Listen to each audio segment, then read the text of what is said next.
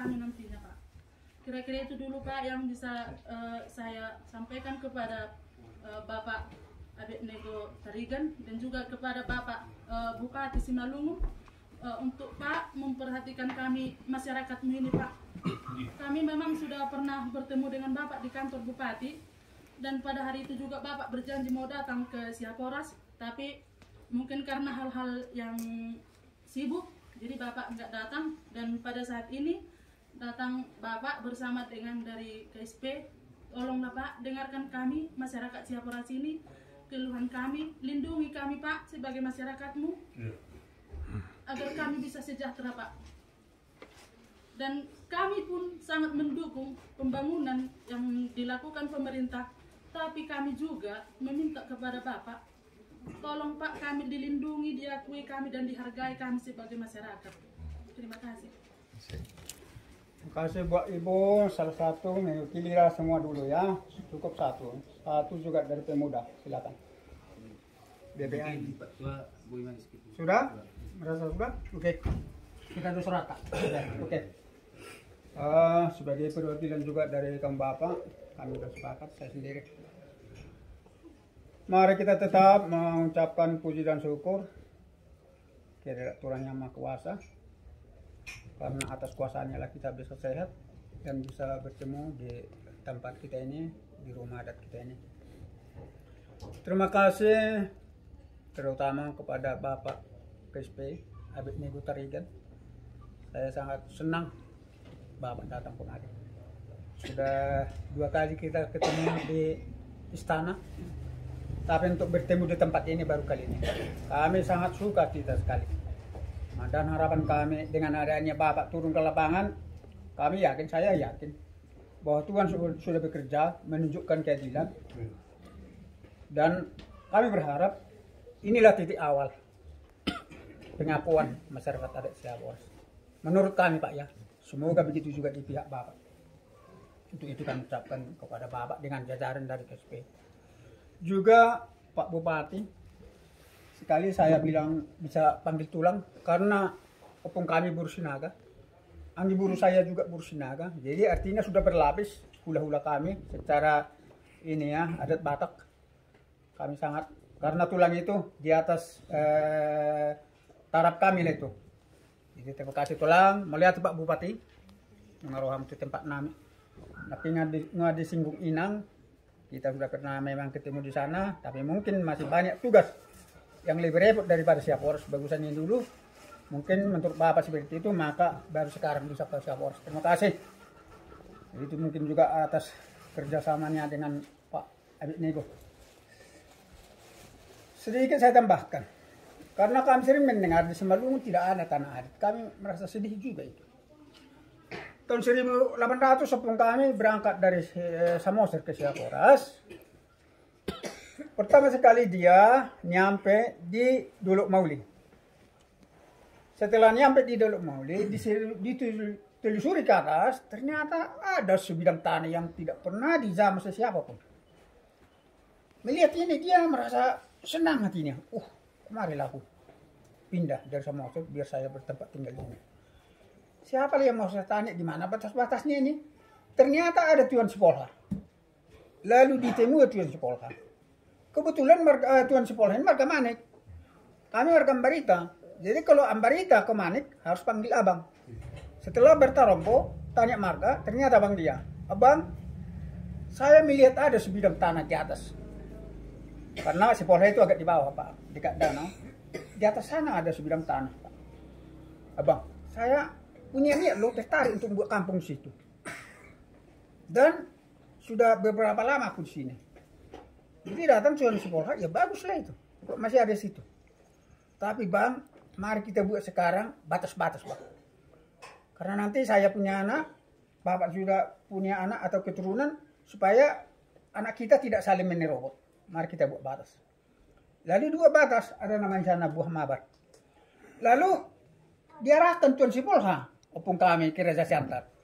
Ini hanya sebatas dari sini. Ke bawah ada lagi Raja Siantar katanya. Ini cerita ini Pak ya. Nah, tapi cerita ini bisa kami yakini. Lalu diarahkan ke Raja Siantar, Lalu hal serupa dimohonkan pun kami ke Raja Siantar supaya nanti anak cucu kita tidak saling menggarap. Mari kita buat batas. Lalu disepakati batas dari ini ada Bebangun sampai ke Malos sampai ke Negeri Dulu. Lalu Raja Siantar juga mengarahkan karena masih ada lagi sebelah timur yaitu Raja Tanah Jawa Margasinaga. Dihadirkan juga ini. Lalu sepakat dibuatlah di sana diduakan kerbau menjadi batu. Maka ada di sana batu siu 2. Itu pertanda. Setelah resmi batas dikelola opung kami lah, opung mentanglah tanah ini dengan cara adatnya.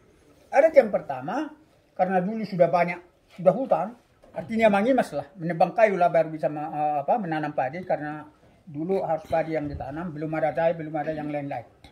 Karena itu sumber pangan dan itu sumber hidup. Tahap pertama, ketika menebang pertama yang namanya Manoto, di situ pertama sudah pamit ke penghuni yang ada di hutan itu. Nah, maksudnya supaya roh halus yang ada di situ tidak akan marah dan tidak terkejut, maka itu disebutlah ritual Manoto. Artinya permisi. Ibarat kita masuk ke tempat orang lain, pasti permisi. Saya masuk dulu ke kampung kalian, mohon panik, jangan terkejut. Seperti itu kira-kira. Lalu setelah dirambah semua, sudah mau menanam padi, adalah adatnya. Itu ritualnya menjuluk.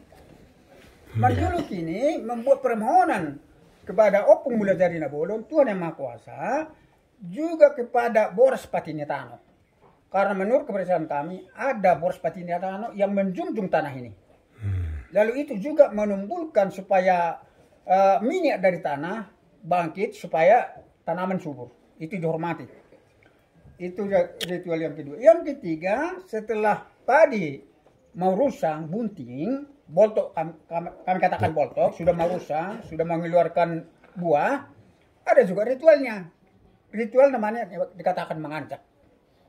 Di situ juga mengangkat puji dan syukur kepada Tuhan Yang Maha Kuasa, sekaligus minta doa kepada Burhum Ban Nyijuma. Itulah parorok Nyijuma. Ibarat kami katakan di sini Habonaran. Karena kepercayaan kami ada juga di ladang itu yang mengawasi tanaman. Nah, supaya tanaman kita jangan diganggu misalnya hewan, jangan ada sakit penyakit, itu harus dihormati. Lalu ada istilahnya mengasih-asih eme. Karena menurut kepercayaan kami, padi juga katanya punya roh. Jadi mengasih-asih tidak dibujuk.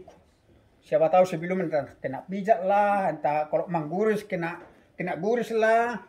Supaya berdamai kembali, dibujuklah asa supaya buahnya nanti melimpah, supaya berisi, jangan menjadi lapang, jangan kosong, seperti itulah kira-kira. Dan setelah itu dilakukan, dikasih sana ada lagi sesajen, ada kamping putih, ada itak putih seperti tadi, ada juga pengurasan seperti ini, diuraslah ini. Dekan apa orangnya juga, ya. Jadi itu dilakukan. Setelah itu dilakukan, 3 hari kemudian ada robu. Robu artinya pantang ke ladang. Robu cuma pantang 3 hari. Setelah itu tadi dilakukan, 3 hari kemudian pantang ke hutan. Maka bagi kami sangat penting hutan, Pak. Hari ke-7, Manangsang robu. Manangsang robu artinya melepaskan semua pantangan itu tadi harus dilakukan. Berdua juga ke hutan. Setelah berdua ke hutan, yang namanya mengancam, minta kesuburan tanaman, juga tolak bala. Setelah berdoa, harus berburu. Tujuannya bukan semata mendapatkan daging. Karena berburu ini salah satu cara atau salah satu lambang memburu penyakit. Harus dibawaan. Harus begitu. Itu namanya memburu. Jadi maka dikatakan kalau mengancam itu banyak tujuannya, meminta kesuburan tanaman sekaligus tolak bala. Lalu keempatnya, setelah ini sudah mau panen, lebih dulu diambil, kalau kami bilang pitung godo, pitu genggam yang diketam itu harus disimpan dulu ke dalam satu bakul tempat, harus juga ditempatkan di tempat yang bersih. Kami bilang parah-parah. Ditaruh di situ, setelah panen semua.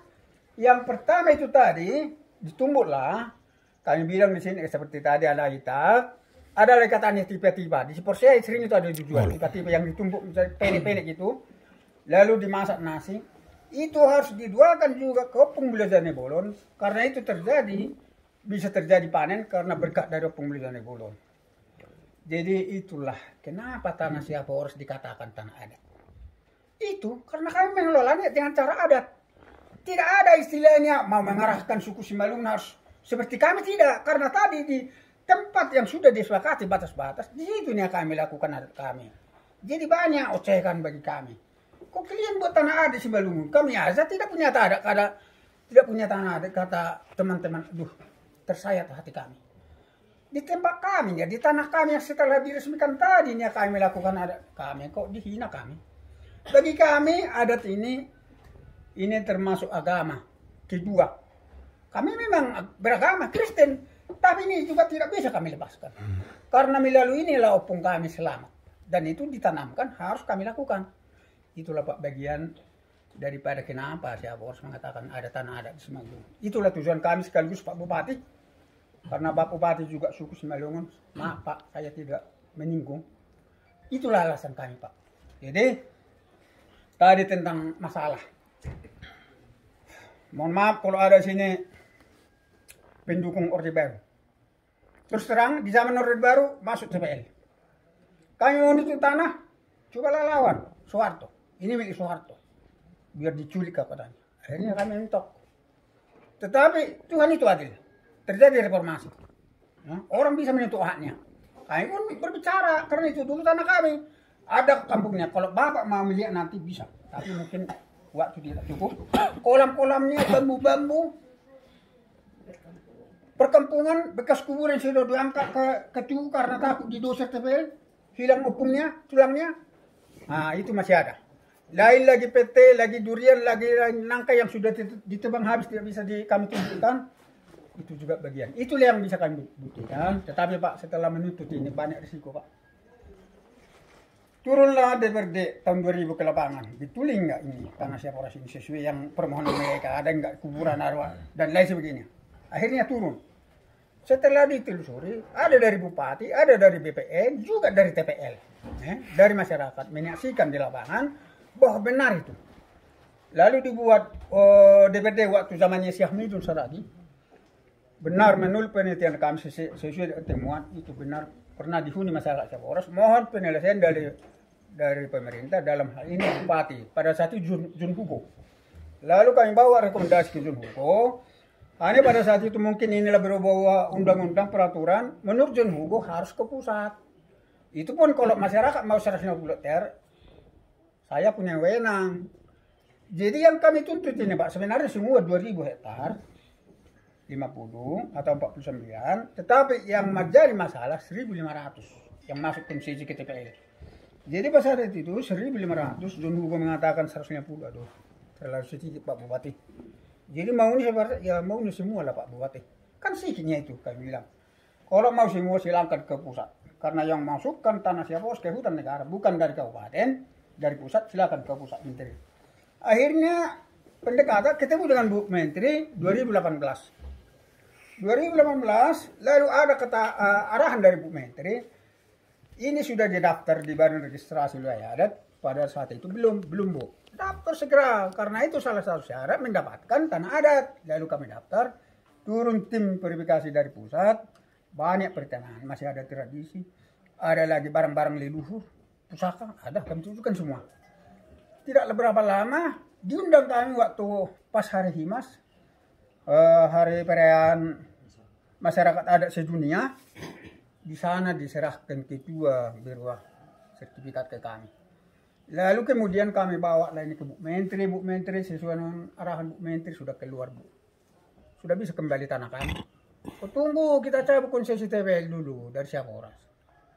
Sayang Pak sampai sekarang gak kunjung selesai.